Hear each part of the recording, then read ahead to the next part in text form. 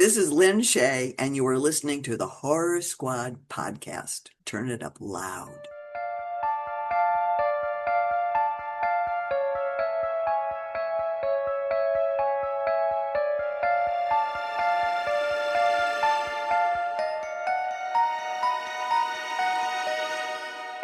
Hello, everyone, and welcome back to the Horror Squad podcast. This is episode number 399, where tonight we will be talking about 2025's The Conjuring Last Rites, the final chapter in the Warren saga, question mark.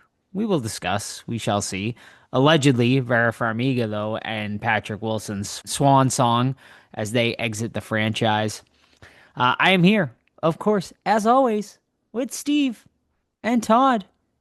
Gentlemen, how's your week? How you doing? Hello. Weekend's good.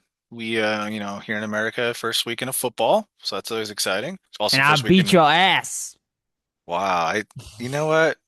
Revenge tour, dude. I'm coming back for you in like 8 weeks. Playa, you did beat my ass, so like I owed you money. Steve pulled out one out of his ass and won. It's fun. Horse Squad podcast, fancy football, great group of people on there, and it's just a fun time. And fancy football, man, it just brings another layer to football. And Steve, are you watching football at all, or are you just doing fancy? I will not watch a second of it, to be What honest the with you. hell? I don't like watching football, but I like watching the stats roll by All and right. like just seeing the things Psycho. happening. So, yeah. Went to the dentist today. I've said this like a couple years ago. Keep up with your teeth, people. You don't want them to get out of hand like mine did a few years ago, and I had to have a bunch of work. Get those regular cleanings.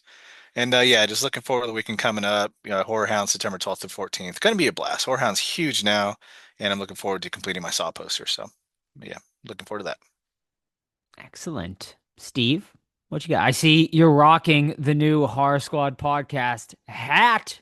Yeah, absolutely. I bought a couple hats. I bought a lot of shirts. I'm just basically A refreshing myself walking for a the walking billboard for the Horror yeah. Squad. Love it. I'm refreshing myself for the October weekend just so that I can have fresh gear when I'm doing all these events. When I do events, I always wear horror squad stuff because that's where I could kind of find random people. I mean, like one of our listeners, Corey, which by the way, happy birthday, Corey. I mean, his birthday is past by the time this airs, but it's actually tomorrow by the time we Happy record. birthday. Yeah, he like found us because we were hosting the screening last year, and he joined our Discord, and then he started like golfing with us, and now he designed an incredible design that we're only going to show in November because it's prime for that time of year.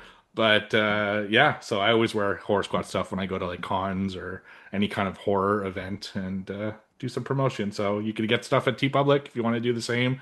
Promote us. It's a great way to kind of get our name out there. So yeah. Excellent. I had extremely important and busy weekend as I filmed a massive chunk of my portion of the final episode, The Summoning. And it went awesome. It was amazing. Friday and Saturday, we filmed pretty much 18 hours, I think, total between both days. Yeah, I mean, they were both full, busy days. Everybody was just fantastic. Sam was a rock star helping out. Of course, Mike co-directing with me also.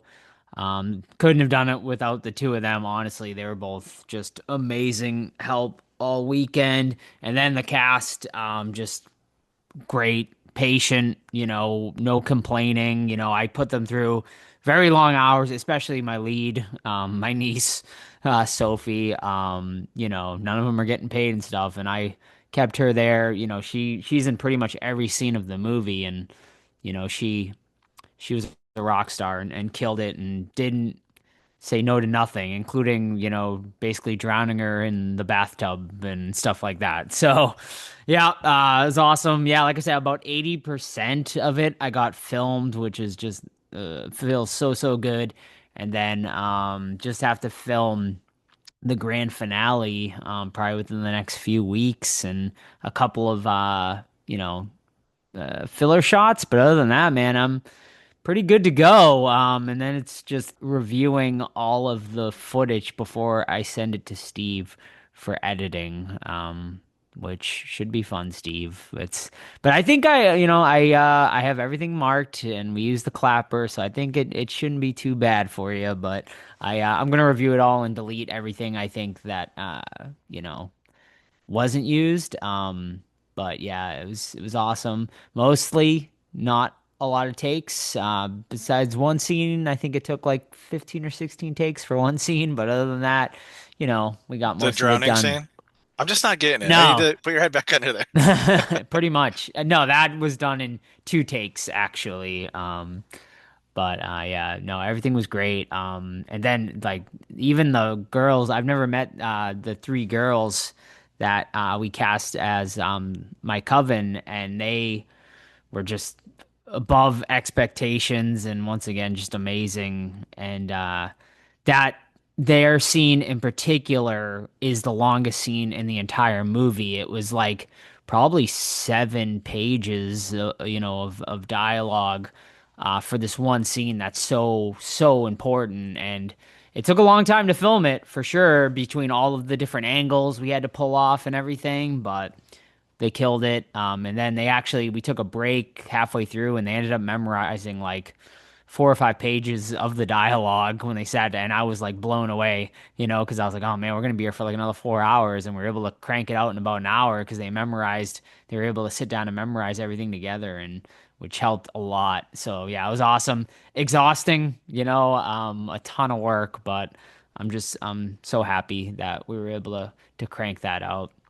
So that was awesome. And then Sunday, I hit up a HorrorCon, TerraCon, which I'm going to talk about during What Watched because I didn't watch anything because I was so busy with all the movie stuff. But yeah, I'm but that happy was for you, it was man. exciting. Yeah, It's a weight off your shoulders, you think? yeah, And 100%. Yeah, from because like from Friday to Saturday, did you already feel a big difference in filming? Since like Friday was kind of your debut, for lack of a better term, and then Saturday you were hitting it hard. Like, did you see a big difference from day to day? It's a good Like more question. confidence It's or a great question. I honestly I was pretty confident, honestly, like because I filmed with you guys. So like I before that I wouldn't have been confident. I'm glad that I filmed with you guys before I filmed mine because I would have had a Mhm. lot less confidence of not knowing what I was doing. But like being able to like see you guys and us doing it all together with the wraparound, it definitely built my confidence and made me sort of know what to sort of expect with everything. But yeah, no, I mean, it very was, cool? I think, yeah, I mean, I think definitely the confidence as time, as things progress throughout the weekend, definitely more and more confident and whatnot. And yeah, I mean, I'm glad. Yeah, big weight lifted, Very cool. obviously, like, because obviously there's a lot of pressure, Hmm. we're trying to make a great movie and we want everyone to, enjoy it. And man, it's hard. Like making movies is It's hard. fucking Like, hard. It's and that, that's really hard. especially like when you're on your own, like, because there was one point where Sam and Mike both had to go, and I was doing it all by myself, and it's like tough, man, trying to like work the camera and like being like, okay, were they saying the right lines, like the right dialogue being said and stuff like that, and like did they miss something, and like even there were a couple times I missed something and like someone else picked up on it. I'm like, oh shit, like thank you, like good thing you picked up on that because that would have been bad. So.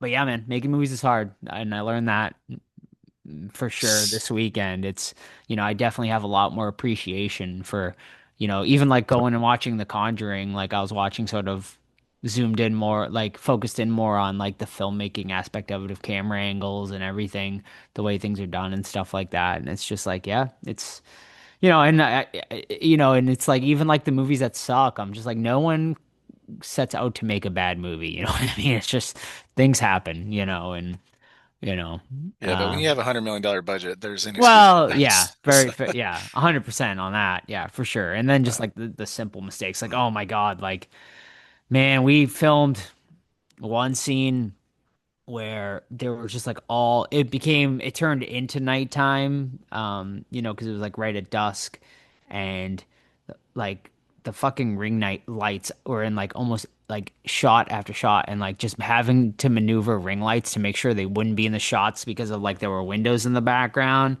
was just like incredibly cumbersome and annoying. But just the littlest things like that you have to like really pay attention to make sure they don't show up in shots and stuff. So yeah, yeah, well, but you'll definitely notice all the problems and they'll oh stand out yeah, to you, and we for won't. sure. So Yeah, keep that in mind too, right. because you're gonna know Yeah. everything that went on behind the scenes. So Oh, definitely. Yeah, there was like one point where like Mike was just like, "You're like overthinking this." He's like, "No one is gonna that fucking fly notice was that." on the Right, fucking wall. yeah, Retake. right. And I'm like, yeah, yeah. I mean, you want to be perfect though, right? Like when you're, it's your movie, it's your vision, Yeah. and like, so.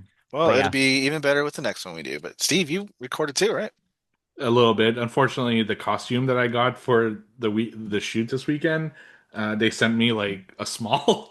And no offense to myself, but I do not fit in a small. So I had to fucking pivot again, buy another costume. So I'm gonna have to do it September 20th and Oh, that was 21st. a third costume. This is a third That's the costume third now. fucking Oh costume wow, now. That yeah, this time it's like gee whiz. I'm so unlucky with this one fucking character. This one scene I've been trying to film for like this is the third week that I'm trying to film this one fucking scene, and I keep finding like something to block me. But after this scene and one more that I'm waiting for the 21st because I needed someone for, I'll be done too. So Hell yeah. mhm. excellent. And I want to shout out real quick, listener Missy.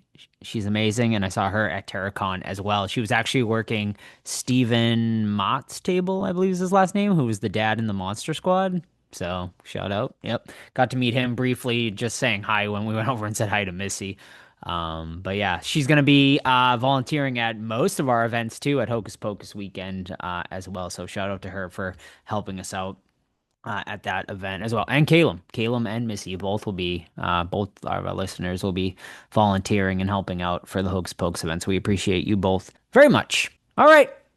Well, I guess now it is time to start the show and tell me what you been watching this week, gentlemen. Alrighty, my first one here is one of the films I watched with the homies Brent and TJ a couple weeks back for movie night, and it's 2019's Harpoon. This one is about a rich boy and his girlfriend and his best friend, and the rich boy takes him out on like his like yacht or whatever out to the ocean to apologize for beating the shit out of his best friend because he thought they were cheating with each other on him, and then it was a misunderstanding. So he's like he showers him with like gifts all the time and stuff like that because he doesn't know how to control his emotions. So he takes him out on the boat, and they're like hitting golf balls and shit like that. But some more things come out into the open where is there some tomfoolery happening between the friends? Is there some backstabbing happening? Is there some shit that needs to be discussed? This guy's already a little bit off the hinge. He's a little bit not emotionally intelligent. Will he snap? Will he get crazy? Turns out they are stuck at sea because they didn't plan to be out with food or anything, and like something in the boat breaks, so they're stuck and they can't communicate because the radio's broken because the guy freaked out and broke it. And now they're like stuck together and they're trying to like talk about their friendship and their relationship and stuff like that. It's called Harpoon because that was the birthday gift of the game. The rich guy was a harpoon slash spear gun. And will that come into play? I don't know. We'll see. Find out. Yeah, I like this one a lot. I gave it a 3.5 out of 5. Watched this on Blu-ray, and I thought it was cool because it kept changing what was happening. Right, at first it was like a traditional like, are we lying to this one guy about certain character events that happened? Now are the good characters now the bad characters? Oh wait, are the bad characters good characters again? Things like that. So it kept changing the plot and kept going forward with it. Didn't love it though because it kind of got a little bit slow towards the end there. And the ending, while I like where it went, which I'm not going to spoil. I just wanted a little bit more of that. So that's Harpoon from 2019, and that was watched on Blue. And I don't know, yeah, it's on Tubi and Prime for the streamers out there. All right. So I'm continuing my annual challenge where every month I ask someone from the Discord to recommend a movie to me, and I recommend one back. And this one came from Austin, who you heard in an episode in February, which was a really cool guy. He comes to all the movie clubs and everything. And he recommended to me 2024's The Vordelak, and I recommended in exchange 1988's The Undertaker. So I'll give you my thoughts about the Vordelak first. So the Vordelak is it's a French movie, and it takes place like the 1300s. It's this French like nobleman, aristocrat who gets kind of lost, and he's in the woods, doesn't know what to do. So he goes to a town, and they're like, "We can't take you in here, but if you go to this farmhouse, there's people there. They're good people. They'll give you a horse, and they'll give you food and stuff like that, and they'll kind of send you on your way so you could rejoin." The French battalion that you got lost from. So this dude who's like he's like one of those like typical like French dudes from the 1300s. He's got like super pale face. He's got rosy cheeks. He's got a fake mole. He's got that like fucking hair thing that people put on in the 1300s. And he goes there and he's like super out of place with these like kind of farmers and hunters and everything like that. But they're good people. They take him in, but they're dealing with their own problem. The patriarch of the family is he's like super thin. He looks like a skeleton, and there's something wrong with him, and they're trying to figure it out. So this guy kind of helps him figure it out, and that's where the story takes place, is what's happening with the patriarch and everything like that. If I had seen this last year, it would have been in my top five. This movie is fucking incredible. It looks like it was shot in the 1970s, maybe the early 80s, like just the style of it. The characters are super interesting. The story, I was into it like the whole time. The kills are absolutely fucking gruesome. But the thing that really makes this movie unique is the patriarch is played by like a puppet, and it just works. It shouldn't work. I don't know why it works, but it fucking works so well. He's creepy as shit. Every time he's on screen, it's a delight. You just never know what he's going to do either. The movie is a bit slow at times, like it's definitely a slow burn, but once you get to where it's going, it's totally worth the trip. This is one that I'm gonna like remember for a while. It's truly a unique film. I'm really happy that Austin recommended it to me. So I recommend people checking it out. It's over on Shudder. I gave it 4 out of 5 stars, and yeah, it's a good one. The Vordelak from last year. And in exchange, I gave him The Undertaker, which is a Joe Spinell film, and we all love Joe Spinell on this podcast. So he says Joe Spinell plays a sweaty necrophiliac creep so well. When he's not on screen, the movie drags a bit, but it's a solid 1980s slasher and a great sync store. Some of the kills felt a little lackluster, but the drawn out shots of a character's face bubbling after being burned on a stove looked crazy. I found out later after looking up some trivia that due to their budget, they weren't able to make a final edit, and I feel like it shows with some of the scenes seeming like they were cobbled together, and the ending being really abrupt. It's worth checking out if you're a fan of Joe's performances, and it's a fun watch regardless. He gave it 3 out of 5 stars, which is what I gave it as well. I just love Joe Spinell, and this one's kind of an obscure gem of his. So thank you, Austin, and we'll do this again in October. Yeah, Undertaker's stoked, man, just because him. Yeah. How do you pronounce that title you said again? The Vordelak? Bordelak. Okay, I've had that one on my list to watch for a while now, so I'm gonna have to pull the trigger on that one. Yeah, so did I, to be honest. Like before he recommended it to me, but it just kind of brought it up to my, I actually had to wait because he gave it to me in January, and I'm like, well, I'll just wait till September to watch it, and totally worth Nice. it. Man, I really wish I had watched it last year so I could hype it up during the 2024 list. I looked, it probably would have made number 4 or 5. Oh, Last year was nice. pretty shit, to be honest, though. But yeah, this is Yeah, definitely. just like this year, in my I'm opinion. actually, I actually like this year, but yeah, anyway, we'll get there at the Um, end of the year. yeah. All right, my next one or my last one here is another TJ or Brent pick from Movie Night. I forget who brought it, but it's Grabbers from 2012, an Irish film, which I actually bought at Horror Hound last year for $2.50. Can't beat that price over at oh shoot. I don't know. Oh, Dark Sky. There you go. They always have a good booth and they have a bunch of their movies for cheap. So, Whorehound next weekend, September 12th to 14th, which I'll talk about on the following week. But yeah, but Grabbers is about a young policewoman getting sent to this island as like to fill in for a guy who's going on vacation or something. And they need 2 deputies. I forget what they call them, not deputies, but 2 cops, whatever. And there's this one cop. He's a male cop. And he's like, he's kind of drunkard. He's fucking like low on himself. And then the girl comes. She's a hottie, and he's like, do I need to change my life for her? I don't know. We'll see. Watch the movie. But meanwhile, these fishermen get some aliens out of the ocean. They come back to land. They're laying eggs. They're grabbing people. They're killing them. And turns out the aliens slash fish creature thingies do not like alcohol. So the townspeople are like, we got to get wasted. So when they grab us and shit, they won't want to eat us because we're fucking got alcohol in our blood and it's not good. And then of course we're following them as like they fall in love, right? And then we're following the townspeople as they're all just hanging out, partying during this whole monster apocalypse thing. There's some spotty CGI in it, which is always a bummer, but whatever. It didn't really detract from this film that much because I love the characters in it. from the female police officer to the male that, is turning his life around.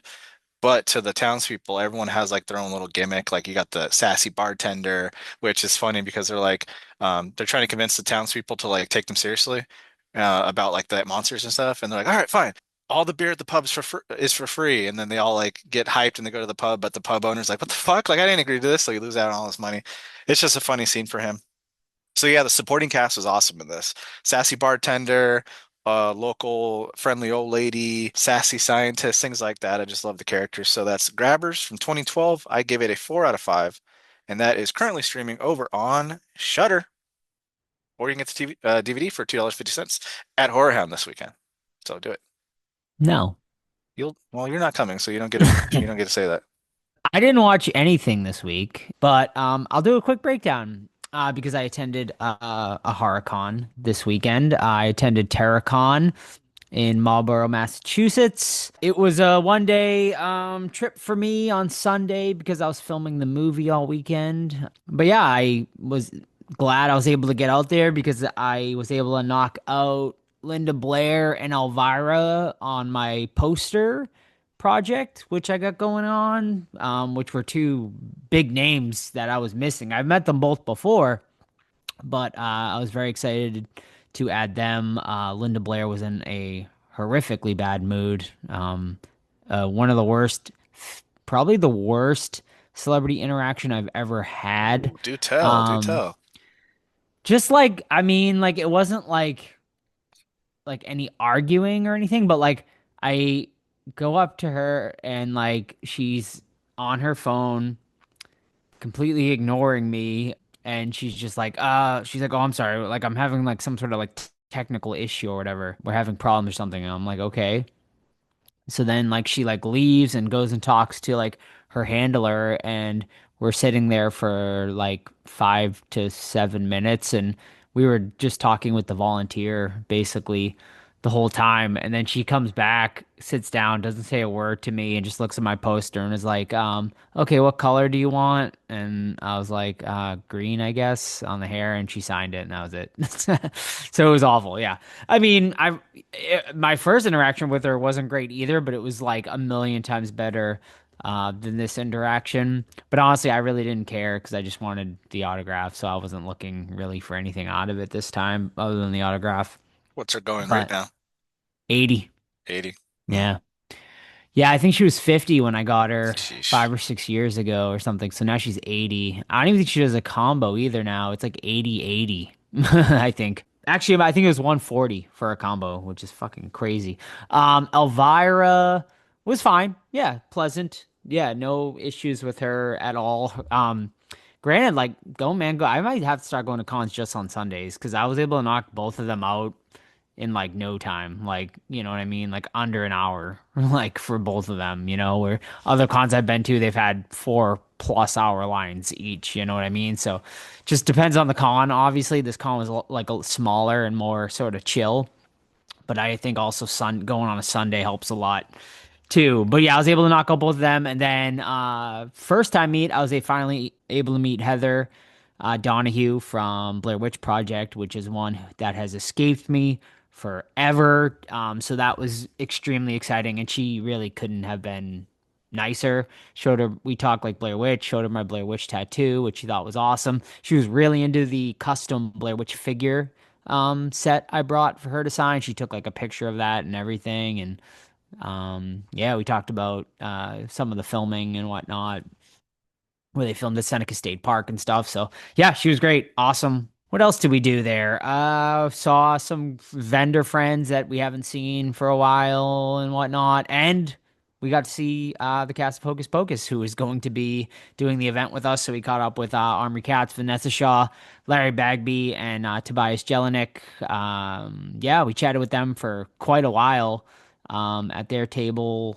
Shout out to Omri, who actually got us free passes for to get into the con, so that was awesome of him as well. But yeah, we just talked about the event coming up October 2nd through the 5th in Salem, Massachusetts. Come on out, hang with us. It's going to be awesome. So it was great to see them as well. And Sam and I did some purchases. Man, Man, Todd, you'll like this. Sam got a really rare Friday the 13th Part 3 novelization, Oh, very which nice. was pretty awesome. Very nice. Yeah. Yeah. They also had part one and part two as well, but those ones are a little more pricey. She also got The Thing, a novelization of The Thing. Like these are like original too, like pressings. Pricey but awesome and rare. I've never seen a novelization of The Thing. I didn't even know it like existed. And then also, man, they had the novelization of Final Exam, which I found to be extremely random.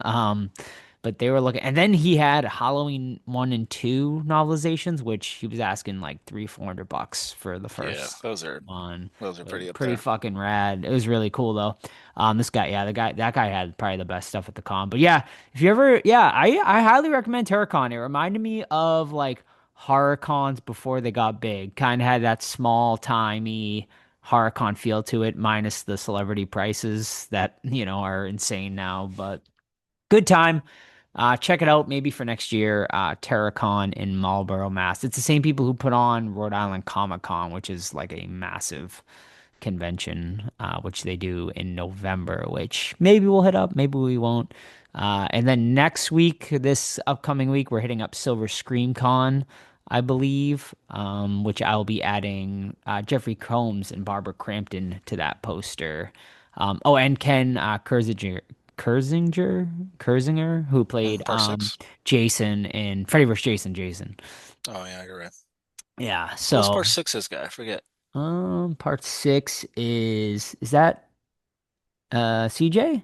CJ Graham. Yeah, Yeah. CJ. Yeah, I got him already on that poster. We're gonna be at a So con yeah. same time next week. Yeah, that's right. You got Horror Hound, and I'll have Nice. Silver Scream. Yeah, I think once again I'll just be a 1 day trip out to Silver Scream on Sunday because Saturday I got something going on. I just cannot. Oh, Sam is actually anyone local to the area. Sam is doing. She's going to be vending at a spooky book fair in Framingham, Mass, at the Framingham Public Library. I think it's just called like Oh man, I would love to do that one. Spooktastic Book Fair or something like Nice. that. Yeah. So that should be pretty cool. Nothing, it's like their third annual. So they're gonna have a bunch of like horror themed and like Halloween themed authors there, and they're gonna have some vendors set up and stuff outside in the parking lot of the library. So yeah, anyone in the area, come check it out and buy some stuff from Sam. Halloween happy.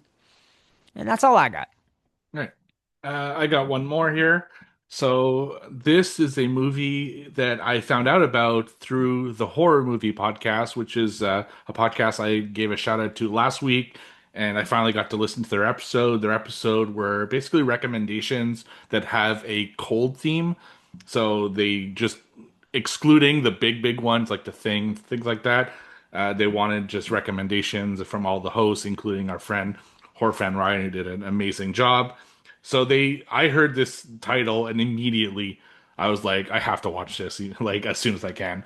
And that is 2016 Attack of the Lederhosen Zombies, which you can find, of course, over on Tubi. So this is a story about a group of skiers, and they're being paid to do like kind of this promo work. And they're the type of skiers that they jump out of helicopters and go down the mountain and things like that. And the star of that group, his name is Steve, and he needs to do this. And he's told, you have to take this one really seriously. There's someone who is going to meet you on the mountain. It's a really important thing for us. Like, don't fuck this up, basically. But of course, Steve being Steve, he does something like absolutely fucking crazy. And once he gets to that VIP, he didn't realize like how important that VIP was. So basically, the group that put all this together are like, well, fuck you guys. We're not like taking you back in a helicopter. You're gonna have to find your own way down the mountain.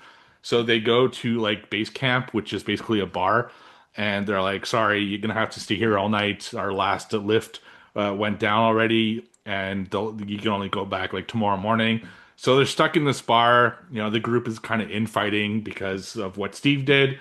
And while this is going on, you have this like mad scientist who says that he can make new fake snow but faster, better than anyone else. This fake snow kind of has a green hue to it, and sure enough, that green hue and that chemical that they're using makes people into zombies, which kind of leads into the film. It's about this group of skiers fighting those zombies in that bar and around the mountain without having a way to get off the mountain at that time.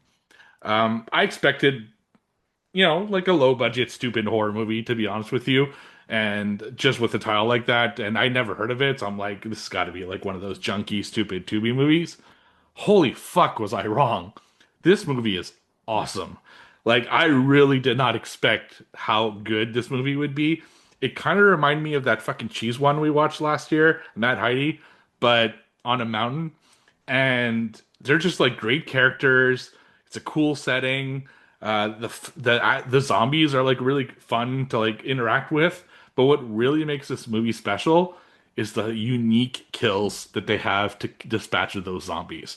They dispatch the zombies in so many different fun ways that I couldn't wait to see what would happen next. Like, I was bummed out when there weren't zombies on screen because I just couldn't wait to see how they would kill the next zombie.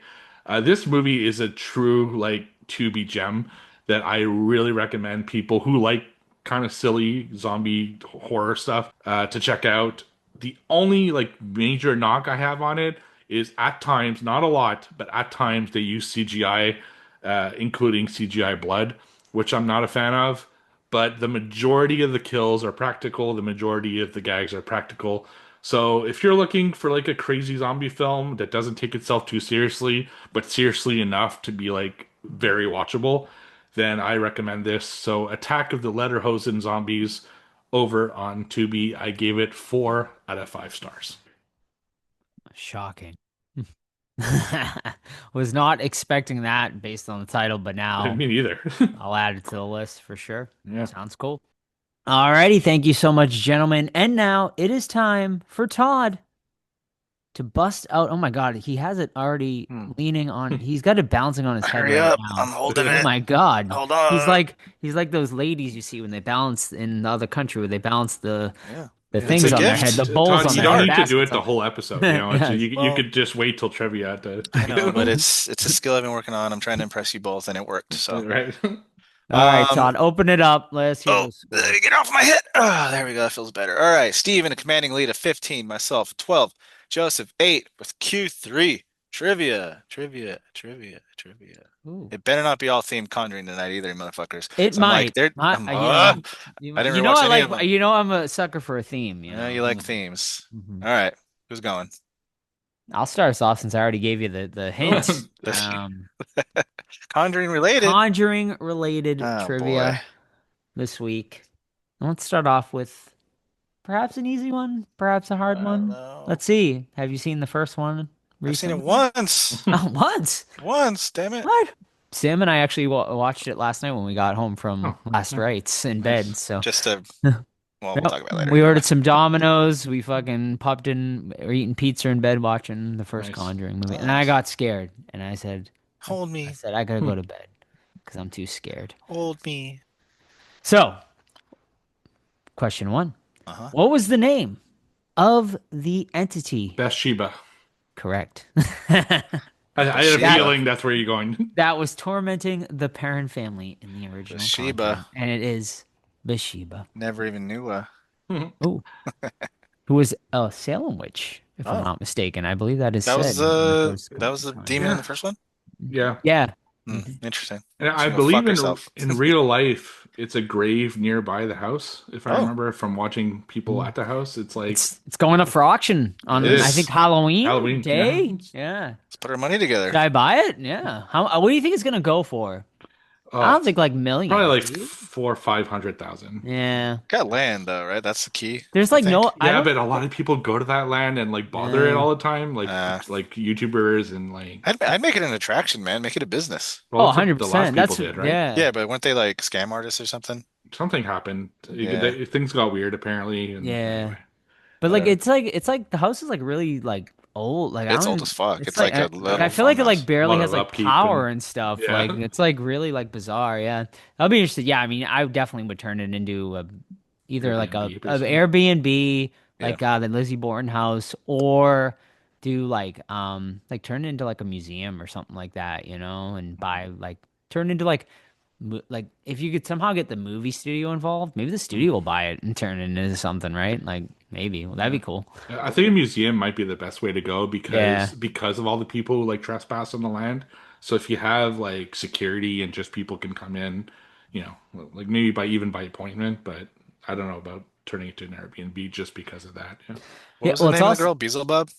Bathsheba. Bathsheba. Bathsheba. Would Beelzebub's you like the devil, would isn't you it? want to stay in that house though? Because like I stayed in the Lizzie Borden house because like I was like, okay, that house is maybe like haunted and like a murder took place in it, but like with the Conjuring, it's like Mm. that shit had some like Well, legit you dark remember fucking you and I were energy. planning on it. Allegedly, I know. But Uh, it was March 2020, like COVID. yeah, COVID So hit. we had to like cancel But it. like what? Yeah, like and now I like question like, is it even a good idea to like, you know, do you think, do you believe in like possible letting bad energy in by attend? Like we had, I actually had this discussion yesterday with Missy because she was telling me about a story about, I think it was one of her daughters bought like this alleged haunted monkey, um, like a symbol, like one of those Mm. symbol monkeys that the person like who sold to her or whatever said it was haunted, and she's like, and she said ever since she's owned it, like she's like been experiencing like really like bad stuff, like, and she's like she wants to get rid of it, and it's like out of it. So it's like, do you believe in those sort of energies, and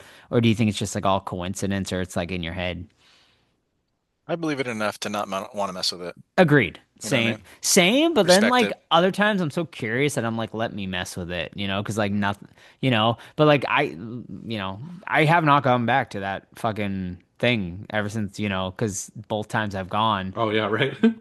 Yeah, in Salem here, the Think they got us hanging, all sick. the site Yeah, where we all got the fucking COVID yeah, the last site time. where the actual hangings took place. Like, yeah, we went there, we all got COVID, and then like the other time I went there, um, like we all like my neighbor came knocking on my door and is like, "Hey man," like he's like, there's been like someone walking around your apartment at like 3 in the morning, like, or he's like, it's like in the middle of the night, like we keep hearing all these footsteps. I'm like, it's That's not very me. strange. Yeah, Oh, dude. inside your apartment.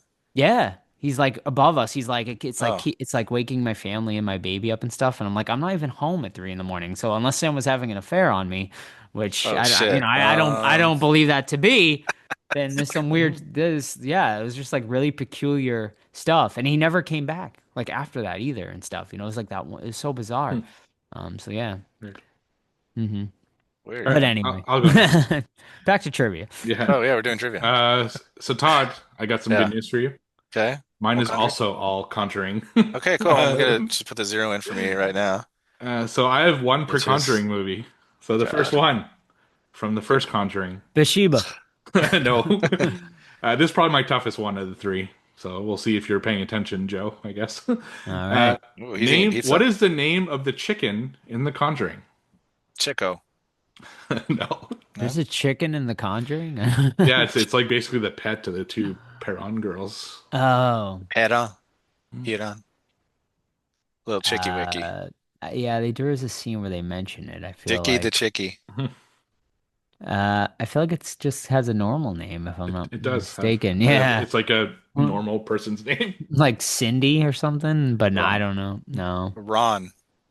Okay, I'll give you guys one hint. It starts Okay. Okay. with a W. Oh, Wayne. Wrong. Dang it. Wesley, Wrong. The name was Winston. Winston. My Winston. next guess would have been Wendy. Still would have been wrong. All right. Mine are not Conjuring related. Boo. In Loser. no. Bet you I can find some. Want me to do that? Control No. F. All right. Okay, in what 2000s movie will you find Agent William Graham? Oh, it's It Hannibal? sounds familiar. Incorrect. Agent William Graham I'll take another guess if from the movie of the year Mm, 2000? the 2000s. 2000. Yeah, Hmm. Saw. incorrect. one more guess. Sure. Is it Red Dragon? It is Red Dragon. Yeah. And it Uh, might have been Hannibal, but I'm going for Red Dragon in this question, so Yeah. don't come at me on YouTube or anything. All Right. right. You probably will. I know. Deal with it. It's my question. Yeah, that's Ed Norton's Oh, good character, fun. right? Yep. Yeah. Does Will Graham show up in Hannibal? I don't remember. I I thought he was just in Red Dragon. he might just be in Red Dragon, but it could be one of those like small roles in Hannibal. Throwaway things. Yeah. hmm. All right, back to Conjuring Boy. Oh. 3 letterbox reviews. Giant Annabelle. The Conjuring. Can you guess the movie? A standard ghost movie with good acting and cool lore. But the main issue I had was it wasn't scary and didn't elicit that hair raising in your arms response. Plus, it's extremely predictable. I didn't hate watching it though. La Llorona. That is correct. Lady Rona. And that That's- is Todd's review. Fucking collusion, dude. All right. Conjuring 2 now. Steve's is- going for the whole fucking shebang this This is a really Jesus. easy one, though. Like, if you've What? seen Conjuring 2. So you better be quick. It's been a minute. Go for it. What toy starts moving on its own, scaring the kids? I don't fucking know, Oh, dude. man.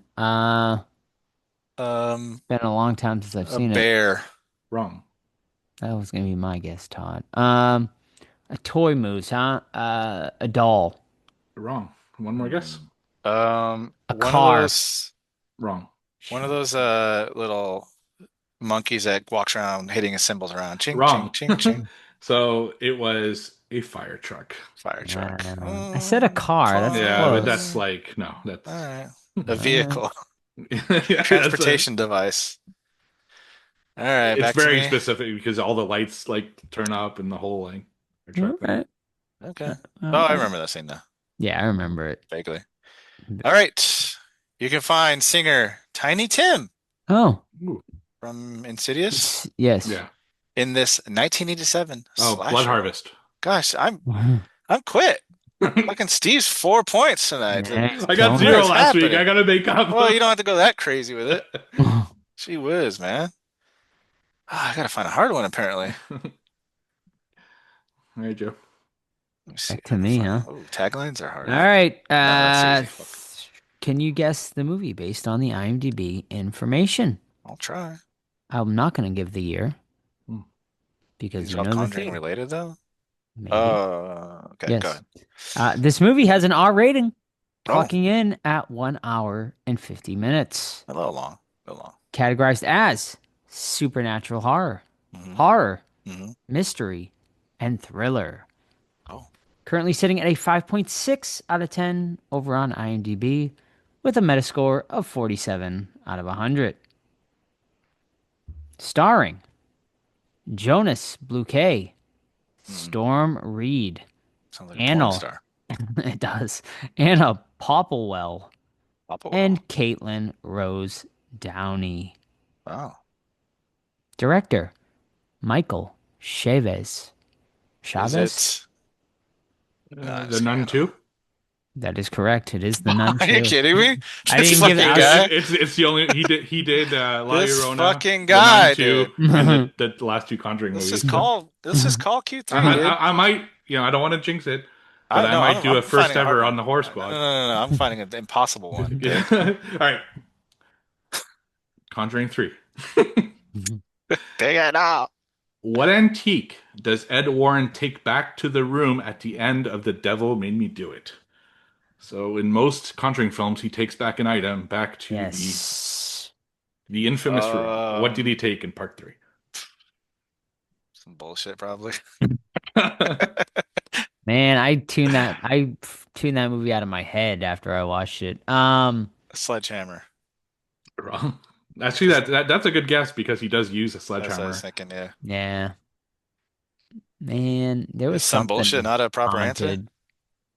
Because No, it's he actually takes an item. no, Yeah. I know, but it's some bullshit, probably. It was so. like a haunted item for sure. I just don't recall what it was. A Rubik's Cube. Ooh. No. Let me go with one more here. Let's go with candlestick. Wrong. Dang it. I got nothing. You give up? Yeah. So the item was a cup that the character of Isla used to conjure demons. Well, I barely remember. I don't remember that at all. Isla was basically the like evil version of Lorraine Warren. Like it was an actual human that's conjuring demons versus Lorraine Warren, which I is vaguely remember fighting that. demons. Yeah, Actually, so I just rewatched all 3 of them like the last 2 days. that helps. Yeah, which I'll tonight very much. son of a bitch. And I gotta say, Devil Made Me Do It. Not as bad as I remembered. Really? Not Grew on great. you, huh? Yeah, maybe still the worst, but definitely not terrible. I wanted to make it extremely hard, but I'm just gonna keep it average. Say it again. And Can you say that again, but a little slower? oh, I wanted to keep it really hard. Where does Steve, Michael Fassbender, say he wants to take his girlfriend on their honeymoon in Eden Lake? Oh, You get one guess only. Ooh, we just watched this too. We just watched it. Where does he want to take her on her honeymoon? Yes. Before he, pusses out and everyone dies because of him. I'm But gonna where go did he die? Italy. Italy is wrong. Good guess though. Yeah, Paris. Just France. France. No, the correct answer is Africa. Well, I Africa. came Bitch, you can't even close. fucking go to the lake, Steve. Random. I could go to Africa, you piece of shit. All right, yeah. End of that. Well, oh my I God. think I got a zero too. Yeah. We It's both get Joe and I with zeros. the fucking zero. More importantly, Steve with the fucking five.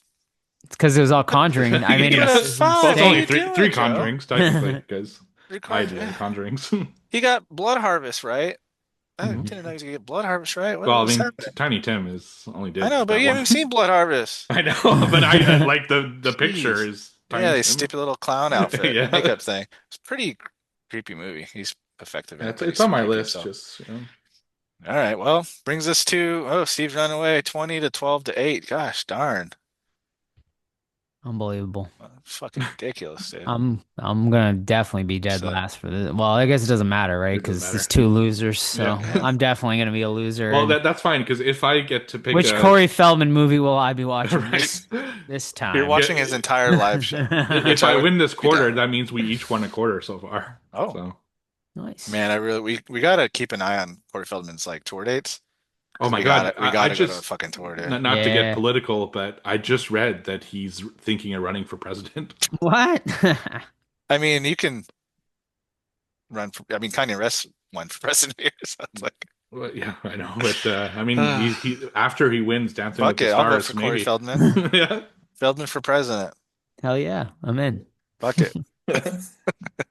Alrighty, gentlemen, thank you so much. And now it is time for our main event of the evening, 2025's The Conjuring Last Rites, directed by Michael Chavez and starring Mia Tomlinson, Ben Hardy, Elliot Cohen, Patrick Wilson, and Vera Farmiga as Lorraine Warren.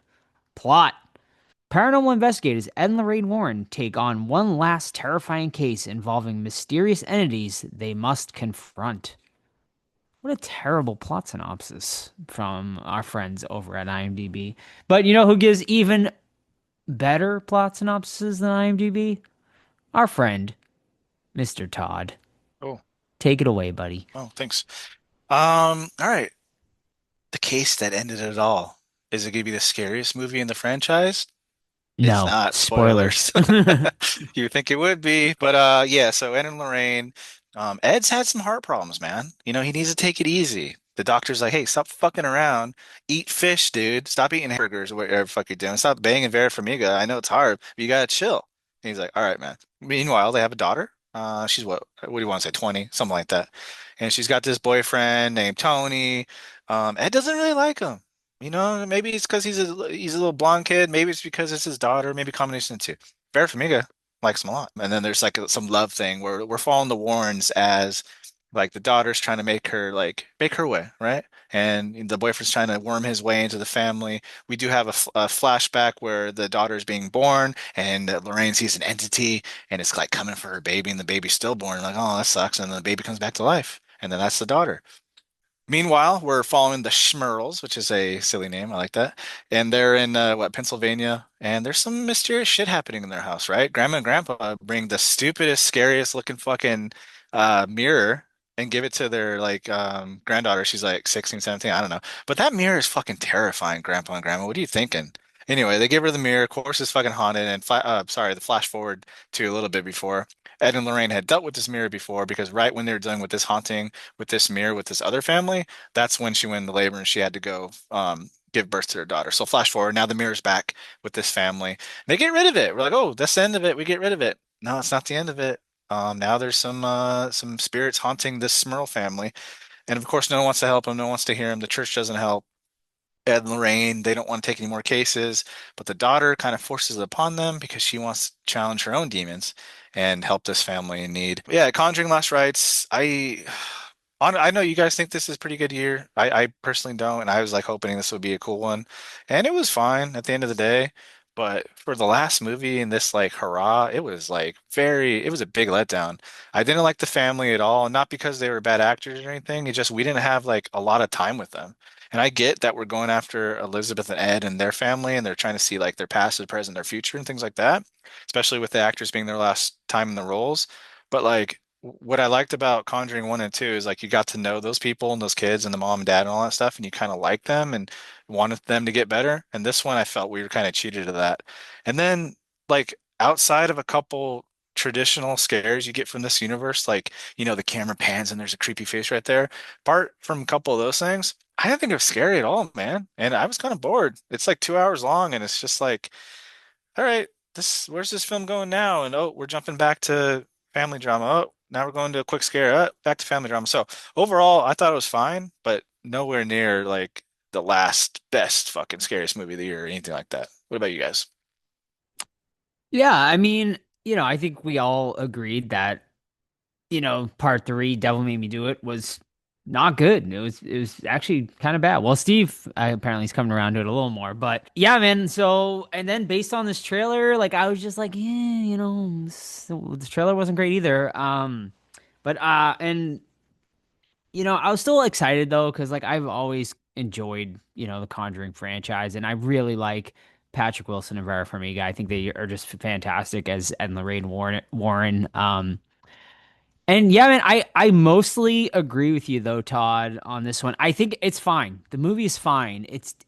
But I think they were so focused on this being the Ed and Lorraine sort of swan song that they like sacrificed what made like the other Conjuring movies, especially the first two, so good and scary. And that is like the focus on the families, like, the Perrin family in the first one. And I don't remember the name of the family in the second one, but like you felt sort of the desperation like of those families and like you connected with them.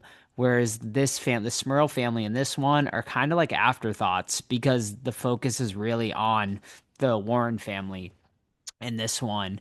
So that was like a bummer for me for sure. There's is some good stuff in here, obviously with the Warren family and Judy obviously being a major focus in this one, who is now played by like the fifth different actress to portray Judy in this franchise. But yeah, I mean, I thought she was good in it, and I think it definitely got into some like corny territory, for sure at times with sort of the whole Warren stuff. But I thought overall, like I was never for a movie that was 2 hours and 15 minutes, which God, like, did this movie need to be that long? I will say I was never bored. There was always kind of something sort of interesting happening, but like I was left, especially with the ending, I was left very underwhelmed because like there was just like never that sort of like big demon like entity reveal. Although like we get sort of the reveal that I'll just go spoilers now. Oh, it was like Annabelle's, like the demon, like Annabelle's demon or whatever.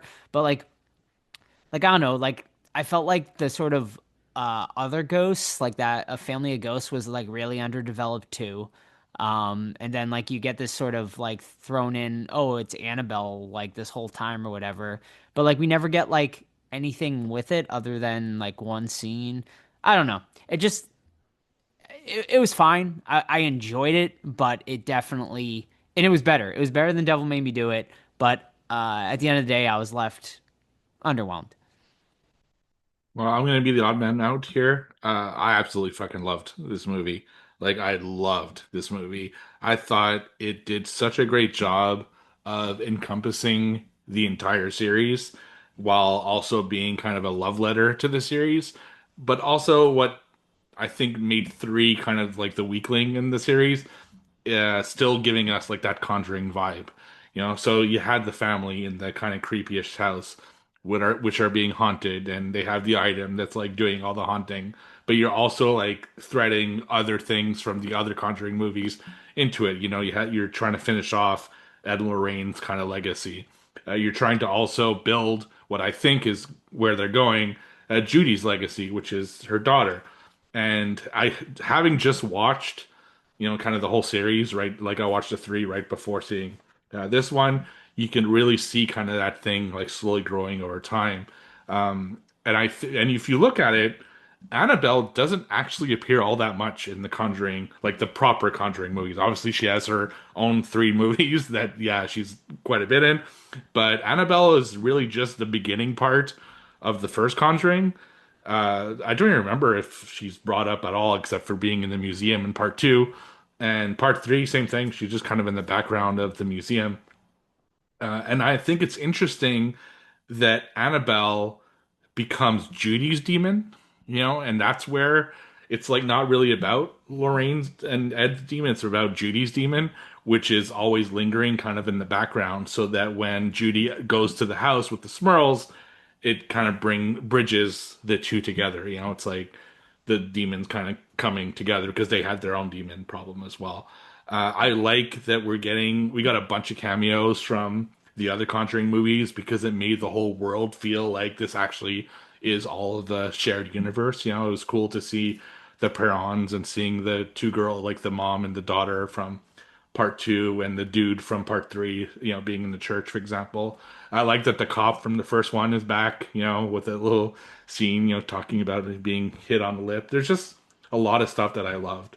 I thought the scares were decent. Now, are they the best in the series? No, I don't think so. And I think you hit on the head where the other ones had like this one kind of demon that kind of took over. In the first one, it was Bathsheba. The second one was Valak. And then the third one, well, it was kind of different, which the problem that we had with it, it was kind of like whatever that guy's visions were. So I think that's what this was missing, is like its own unique demon. But overall, I thought they had a hard task to take, a movie like third one wasn't received very well, so, and it's the same director as the third one. So to make a better movie, finishing this story, also like pushing for phase two, as I think James Wan or Blum or Jason Blum had said, while also making it like a decent movie, I think they did a good job. I'm kind of surprised Juan didn't come back and direct this one, considering it's sort of Hmm. Ed and Lorraine's swan song, Like, I feel like he should have. Yeah, well, No, not he to showed say, up as a cameo. was he in He's in he was in church. the church? Yeah, Yeah. all right. Yeah, that's right. Yeah, that's But funny. I will say that I was going to ask this at the end, but since we're talking about him Sure. now, is it time to give James Wan his flowers as the horror industry?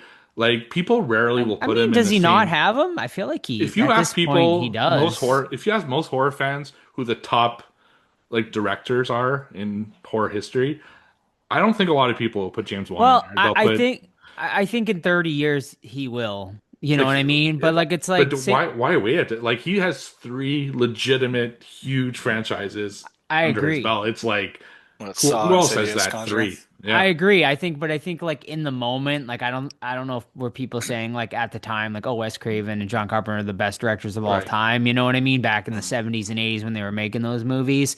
I Mhm. think you just need to give it time, but More time. 100% James Wan should be in that conversation considering Yeah. what he has created. Yeah. Especially Like, this one just Yeah. beat the record for highest first Right. weekend I ever. oh, mean, Of is it granted, anything. killing it? he's not directing these movies, but he's, Yeah. producing them and all that, and has created, three of the biggest horror franchises of all time. And he needs to Not, you direct know, more. That's something he doesn't do very often, sure. Yeah. surprisingly. Yeah. What's I his agree. next one he's making? Saw? I don't He's know. making a unique. Well, he's Isn't he working on making Saw? the I'll always love James Wan because he did fucking Malignant, which was like the fucking craziest ass movie yeah, ever. And it's and then like, Dead Silence. Like so he's made them. yeah. Yeah. No, I thought he was coming back to Saw though. I thought he was directing the reboot of it. No, he isn't. Nah. They said who was Oh man. directing it. It was an accomplished director, but it wasn't him. Okay. I think Bummer. he's doing something new under Blumhouse. Mm. I don't remember what it is. I think it's its own thing. Yeah. Well, he just combined, didn't he? His studio with Yeah, they just Blumhouse. combined, Yeah. but I think he So, said the next yeah. project's like a new project for him. Nice. Cool. Would love to meet him. Can I just give a pet peeve for Ooh, this Conjuring yes. universe? Todd Gripe. I don't know if it's a Todd Gripe, but like every movie, it's like we faced the scariest demon we've ever faced that Yep. shattered our family. And then part two, we faced the scariest. I'm like, okay, how many fucking scariest demons do you have, Ed? Like, fucking figure it out, dude. But Right. yeah, that's just Also, a minor pet peeve from mine. Well, also like if you're gonna go into like factual stuff, obviously like they've completely negated anything to do factual with the Warrens at this point either, because like Judy has like nothing to do like with any of this sort of like supernatural stuff. Like, you know what I mean? So Like, I have a question for you guys because I don't have enough knowledge to give an answer either way. hmm. And my view of the Warrens is if they really helped people, then great for them and great for the people Yeah. they helped. However, I don't know if they truly did or not. So based on your guys' research or knowledge or reading, whatever, and you can say they're full of shit or not, but did they actually help people in any legitimate way? Even if they're full of shit?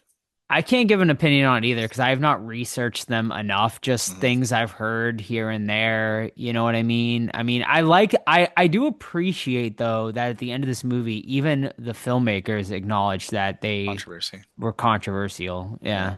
Yeah.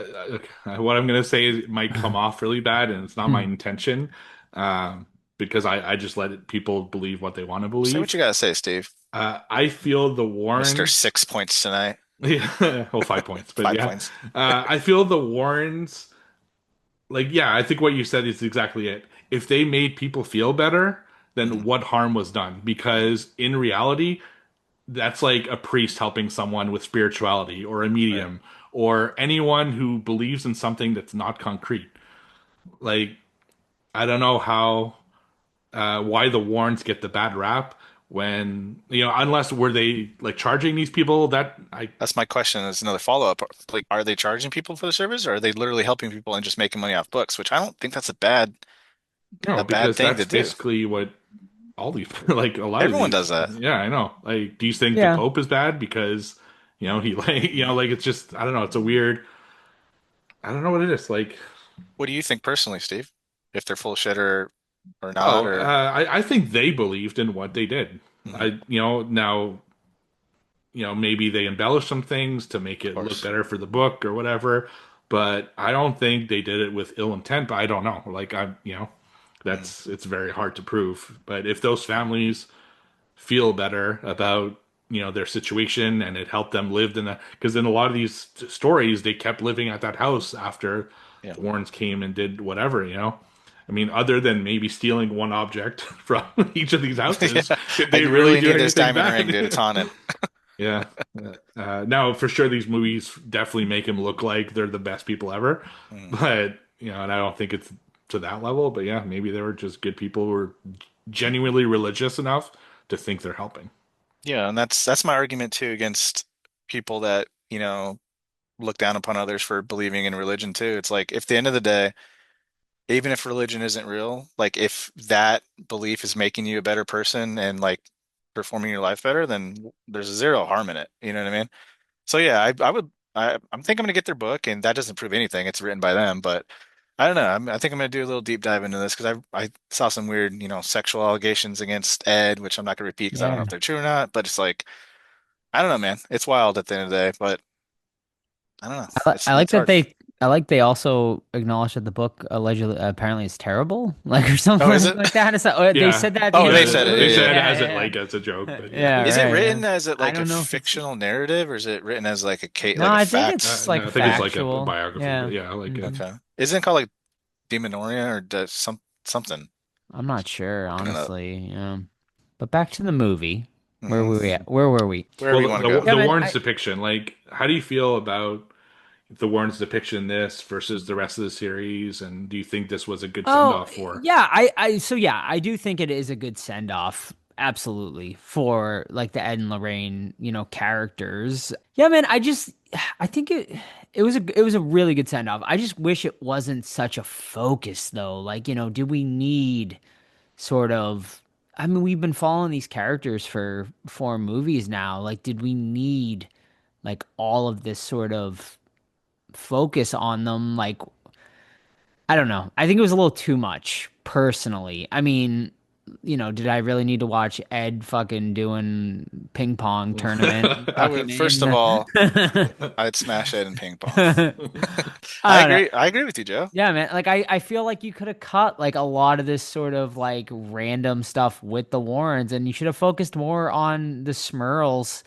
Because like I just at the end of the day, like I did not I really didn't care about like the Smurl family. Like cared about the parents in the first one and the other family in the second one, and I feel like that was a problem in this one. Now granted, I did like it was like I definitely like there was definitely sort of that closure you get, but I feel like you still could have had that closure and still had like also the introduction and sort of the build up to meeting this family as well. I feel like you could have had both without sacrificing one, and I just felt like they sacrificed too much with the Smurls in this one. Like there's even and I didn't even notice this, but Sam noticed it, and I was like, "You're totally right." Like she was like they show up at the house, and like the grandmother's getting loaded into the ambulance, and like Sam's like they totally cut the scene of her like falling, like the entity probably like pushing her down the stairs or something from that movie because they wanted to focus more on the Warren stuff, and I'm like. You're 100% right. Like, because it is like really random. They show up and like the mother's getting like loaded up into the ambulance, and it's like, what the hell happened? And not only does she never return, but the Yeah, the grandfather also grandfather never disappears. returns either, He right? just like disappears Yeah. from that point I of the mean, story. they're the reason the fucking haunting's happening. They bought that fucking gross ass thing. Yeah. I agree though, Joe. I like the Warrens. We know who the Warrens are based on their interactions with these families, especially in part two, man. They're like, because even they were talking about like it's just making them feel like they're heard and they're cared about and people believe them. And I think you get enough of them and their character development just seeing them interact with these people that are at like their wits' end and stuff like that. I agree, man. There's a lot of stuff that like his birthday party, fuck off. And then like but also they're setting up the next series of films, right? With Judy and Tony. If that's the way they're gonna go, then I get it. Hmm. Obviously, like they're introducing sort of this Judy character to, I guess, be the one that passes on the torch, even though she really did. It was really Tony that in real I was gonna life. say in real life, Tony is Yeah, like the Tony one is who the one kept that going. took over. Yeah, Oh, and really? kept. That's real? Yeah, he's kept the museum alive and Hmm. sort of and all that. Although now it belongs to Fucking Matt Matt Rife. Rife. Matt Well, Rife. Like, before, yeah. Garbage. is that funny how like see and that kind of hurts the legacy to me. It's like we have to take the Annabelle doll extremely seriously, this museum. We have to keep everything. But you know what? I'll sell it to a fucking comedian. Money talks, dude. Like, and I'm sure it'll be fine. Hmm. Like, oh my God, he'll be dry humping fucking Annabelle within the month. And it's like, I Uh, mean, maybe he'll take it seriously though, Who knows? how much Just do they because a sell that collection comedian for? buys it doesn't mean it's gonna be a joke, right? I don't know. I don't know if it was ever Like if it was disclosure. no, publicly disclosed. yeah, Yeah. it was It's done. like a Speak private s- sale. Speaking of dry humping Annabelle, Joe, you brought it up. How do we feel about giant Annabelle? I did not 30 like foot it, fucking man. Annabelle. Yeah, man, I didn't like it. I just it just it just was really it just to me it just came off like really goofy, like at the end of the Yeah, day. it was like the Crooked Uh, Man to me in part two. yeah. Yeah.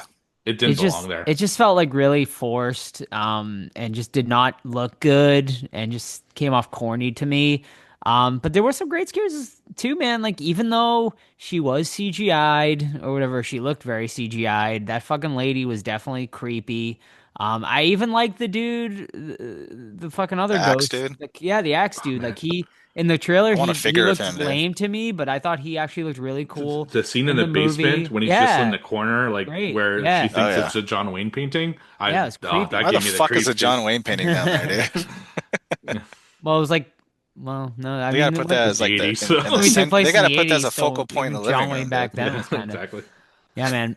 Favorite scare in the movie though probably is the wedding dress Wedding scene, sort of with dress. all Oh, the with she's. all the mirrors and Hmm. stuff like that. There was multiple scares in that one scene, but that to me was probably the highlight, scare Hmm. wise, anyway. And the basement scene where Lorraine gets thrown down there. Hmm.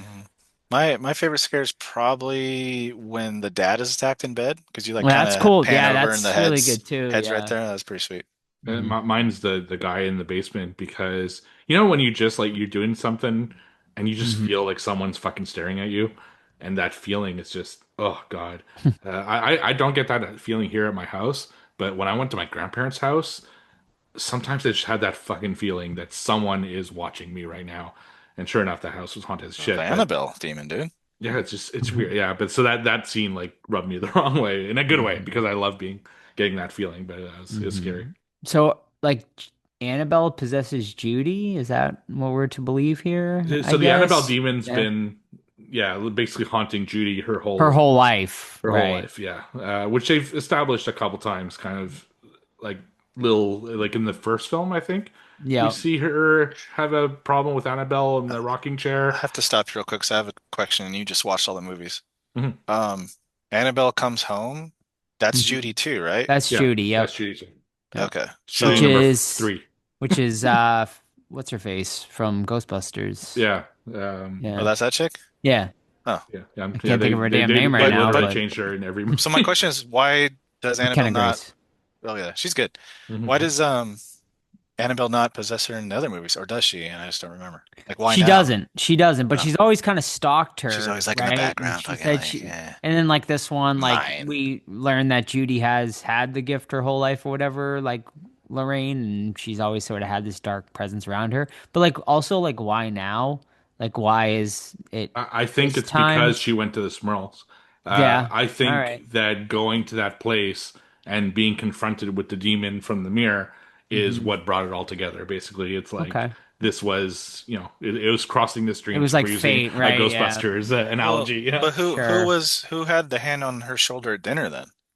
'Cause that was No, before the there are Smurls. demons like always like around Oh, they're her, Yeah. just always fucking around. but it's Yeah. not until she Oh, goes to the Smurls that she actually gets possessed and The like mirror like is overwhelmed, essentially. is like the It's the catalyst, interconnecting, yeah, yeah, pretty much, yeah. interesting. Like the mirror from obviously that mirror was used in her when she birth. was being Yeah, right. born, whatever, and now it's come back. It's like a full circle sort of moment, which is cool. Like, yeah, I But mean, hold it's a good on, I way to have more end questions then. it. So the mirror, what demon was Yes. in the mirror then? Annabelle? Yeah. Because Yep. Annabelle was in Annabelle. So Right. why the fuck was it in the mirror? Well, Annabelle's like a extremely powerful demon that I guess that it's able to, but that's the other thing, right? Like, because I thought it's supposed to be contained But yeah, it's locked in the inside of the cabinet. Warrens thing, but is it really not? Like, and it's just sort of, Hmm. it's able to sort of not come out. I mean, yeah, I mean, you could really pick this apart. Yeah, Like, but the they do more I this think about it, in yeah, every of the films because in the first Conjuring, Annabelle's also in the like the box, but she's still hunting Judy in the first Conjuring. And yeah. even Ed's first So why? reaction is My he question, runs to the room to make sure Annabelle's still in the box. So I think there's a lingering like, yeah. you know, It's like my question is like, why even contain her then if she's not She really just does what contained? she Because right, she's not yeah, like she full pretty power, much can right? do. Yeah, I guess Full so. power. Because Yeah. I mean, look at like that whole room, everything's out except Right. Annabelle. Annabelle's the only thing that's like in its own box with a sign that says basically So don't fuck with this why one. isn't there like a billion fucking demons walking around that basement then? At all times. Yeah, he explains it in I don't remember if it's the So, first or so I second remember it one. comes home like she's locked in there, and then some of the demons come out. But like, Yeah, basically what he says is that it's like basically keeping a watch on the demons. Like they are all there. It's uh, just he like basically blessed it to a point where it's like a containment unit, like in Ghostbusters. Yeah. That they're all safe or ish as long as they're in there until a comedian buys it and lets out the containment unit, and then then we're they all come fucked, out. But dude. like, Yeah. yeah, so that's what the Do whole you think deal he's is. gonna open it up to the public? Do you think that's something, Maybe. right? I'm Would you thinking, go? right? Would you guys go? Yeah, I think I would. Yeah, we It's not actually that far from me, so I would definitely Yeah. go. we talked about going to a dinner with Lorraine Warren Yeah, but it in was like 20. 500 bucks or something Yeah, like that, and I was like, so fuck that. like, I would go now if she was still alive and they offered it Yeah. now, I'd do it. But at the Yeah. time, I just didn't have the funds for it, so Yeah. I kind of regret it though now in retrospect. Yeah.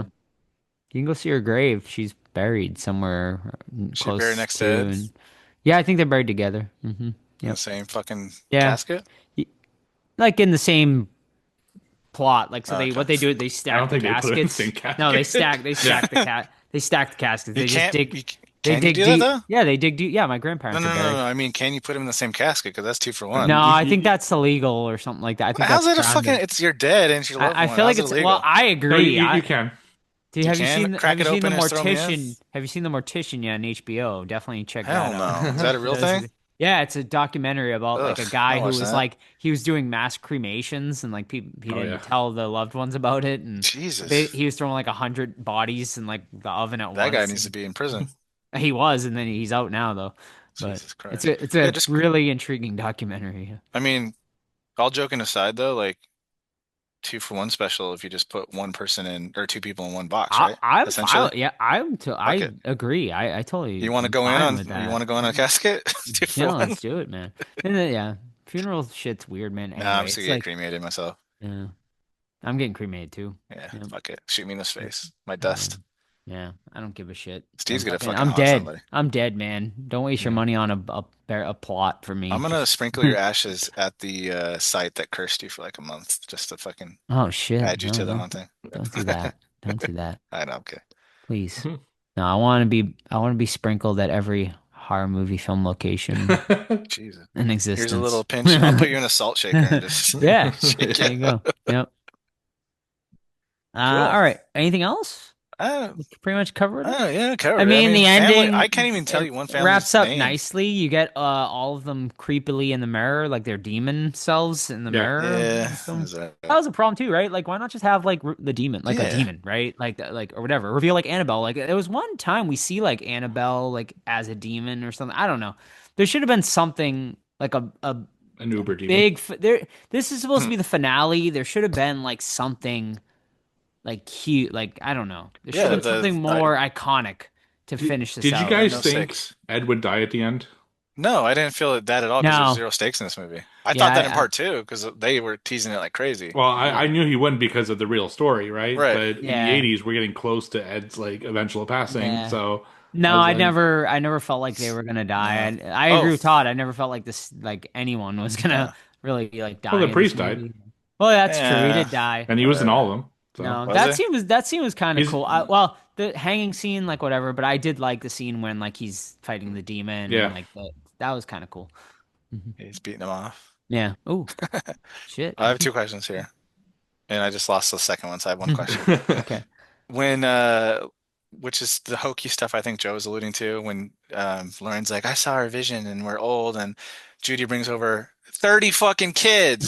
Did you see all those kids she brought over? Yes. How many kids did they have in? There was I like don't know how it many was like grandkids they have in real 17 life, kids, but dude. it's only one kid. That was Well, she said the insane. kids. So The apparently kids' kids, all the they kids. had a lot of Ed kids. died, dude, in real life.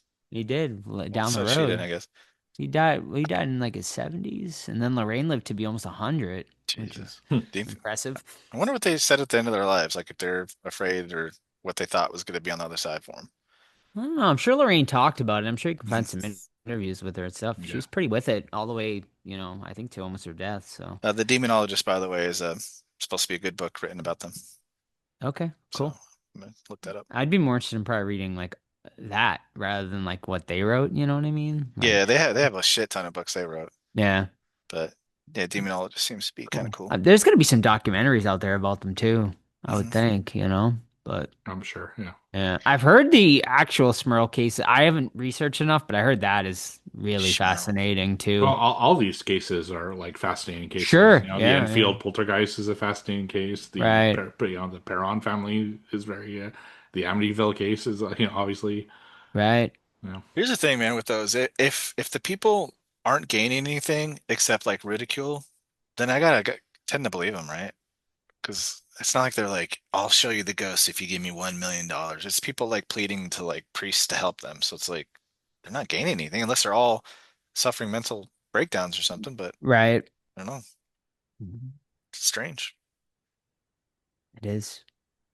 Is there anything else? No, it's pretty much wraps up. Yeah, we get sort of the wrap up of the bow and Lorraine's swan song. They all live happily ever after in the Hmm. end, and then we get yeah, like a little thing at the end about them, what they did with the rest of their lives and stuff. And yeah, that's it. So yeah, let's get into rating it. Yeah, man, it's a good movie. It's certainly not a bad movie. I enjoyed it. It's just not going to make my top 10 this year. I just don't see it happening. It's definitely a big improvement though over part three. But if I were to rank the franchise, I'd go one, two, this one, and Devil Made Me Do It. So yeah, man, it's fine. It's a fine movie. It's at the end of the day, I give it a 3.5 out of 5. It's solid. Would I watch it again? Sure, but I'd rather watch one and two over it. So yeah, 3.5 out of 5 for me. Same exact score, same exact feeling. It's fine, man, at the end of the day. I also think this one would be a better basement movie for me personally. The theater experience wasn't great for this one. People, talking and stuff like that and had to say some stuff. But like in the basement, lights off, surround sound like system on, bumping. I think it'd be a little bit higher. But right now, for all the reasons we already mentioned, I'm a 3.5 out of 5. I think it's like number 10, but like I said, I'm not really high on this year, so 3.5 out of 5. And like I said, I absolutely loved it. I'd see it again tomorrow. I just love this franchise. Ghost is like really my jam. So I give it a 4.5 out of 5. I dug it, like really, really, really enjoyed it. But I would still rank the series the same as Joe. So, well, actually, well, I'd give two, then one, then four, and then three. But like I said, three, although like I still give it a 3 out of 5, it's better than I remember. So it's not like it's not awful, but it's definitely a big deviation from previous films in the series. But I will notice there's definitely a pattern. Like if you watch all of them back to back, that it's a lot of the same beats that they repeat. Like they definitely have a formula. And I mean, clearly it works. They made 194 million just this weekend. That's fucking obscene. I don't even know what it's going to end up with. But for a movie that didn't have a great third film, didn't do that much marketing. Like I didn't see Conjuring stuff everywhere like I did the last time. The trailer was just okay at best. For it to make that much money is just fucking mind blowing. But I will give a piece of advice to everyone out there. Having now watched the four Conjuring movies back to back, the key to not getting haunted is just finish your goddamn basement. Like these unfinished basements are just you're just asking for it. So that's my piece of advice for the week. Love it. Solid. 4.5 out of 5, Steve. So is this where are you putting this right now in your It's at top number of the three. year? Number three? Okay. Yeah, Behind Number three. What do you weapons. got? Oh, Sinners and Weapons and weapons. Sinners. Yeah. Okay. Which I'm still not sure. Like more and more, the more I think about it, I'm like starting to switch them. should we do Yeah. another Sinners episode so I can like bring you guys to my side? All right, cool. And what are our friends? Oh, well, I guess before we get into that, do you think this is do you think this truly is Ed and Lorraine's swan song? It seems like it, right? But like with all the money they're Money. making and stuff like that, like it'd be pretty will it be like, okay, it's their swan song for now, but then like 5 years pass and it's like Ed and Lorraine are back. I don't think we're gonna see them as the stars of a movie. I Mm-hmm. could see them kind of the same role they had in Annabelle Comes Home, Yeah. where they're involved for like a cameo, like not a cameo, like not a quick "Hey, we're here," because they wouldn't just do that, but like a 10-minute thing, almost like the Ghostbusters in Afterlife, where they come Yeah, in yeah. just at the end, like just helping out Judy and Tony with a really tough case or something. Sure. Yeah, but Their not more than scariest that, I don't case they've think. ever faced, Yeah. perhaps. Always. Oh, it Every is. movie. Every movie. Yeah. All right. And what do our friends over at Letterboxd have to say about this one? Currently sitting at a 3 out of 5, 3.0 out of 5 over on Letterboxd. And I know, yeah, it's been kind of mixed. I've heard a lot of like mixed things about it. Overall, it seems like in the horror community, people seem to be kind of all over the place with this one. But yeah, I think, yeah, a solid way, I would say, to end sort of this Ed and Lorraine chapter. And for Steve, a perfect way Perfect. to end Well, this not chapter. Just perfect. about Damn, damn, damn near damn near perfect. close. Yeah. You Damn know near what? close. 194 million weekend. Yeah, it's Yeah, good I for mean, horror. Crushed it. yeah, it's fantastic for horror for sure. And yeah, I mean, the Conjuring franchise isn't going anywhere. I'm very curious to see where it goes from here for sure. Me too. Like, Yeah, are we primed for a Nun 3? Are we primed for I think another definitely, Annabelle? definitely both. Or maybe something new, like Conjuring universe related? Like, I really don't know where they go. I'm really curious. Yeah, Yeah. I mean, they'll keep making them because the Do they make fucking a there's TV no show of the week, signs. like X-Files, but for Conjuring, where Maybe, they go through the maybe. like items in that thing and show the history? I don't know. It'll be interesting.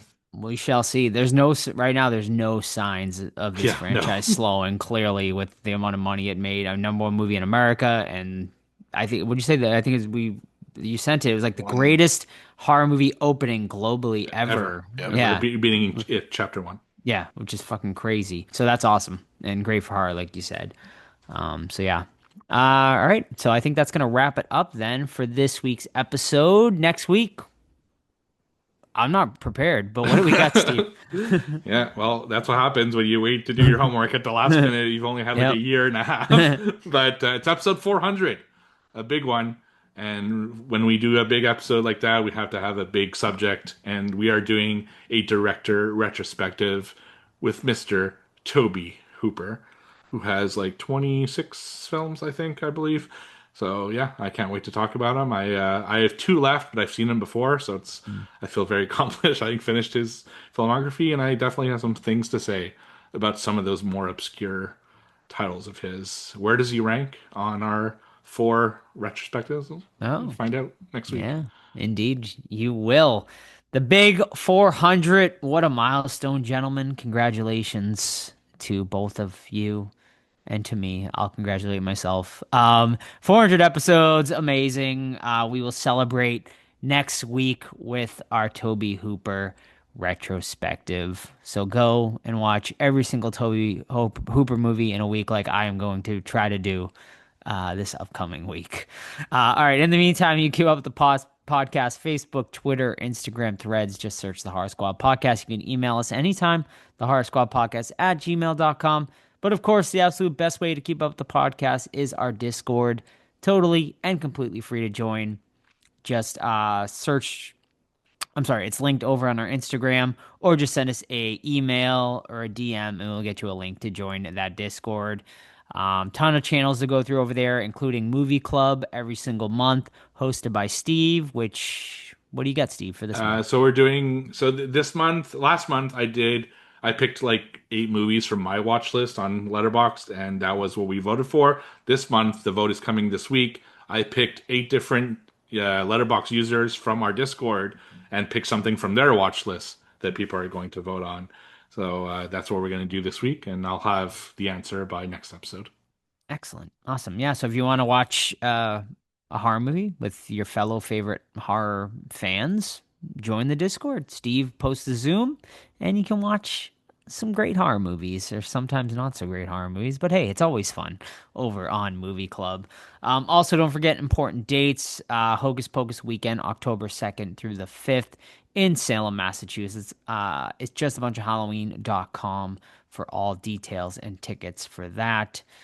Steve and I will be there representing the Horror Squad and hosting a bunch of events. So come on out and have fun with us. And don't forget merch, tpublic.com, Horror Squad Podcast. New hats are available. Launching November 1st, we have a brand new design that will be coming out as well that we're very excited to share with you. Thank you to our listener, Corey, for designing that one. And yeah, I think that's about it. So we'll see you next week for our Toby Hooper retrospective. See ya. Bye.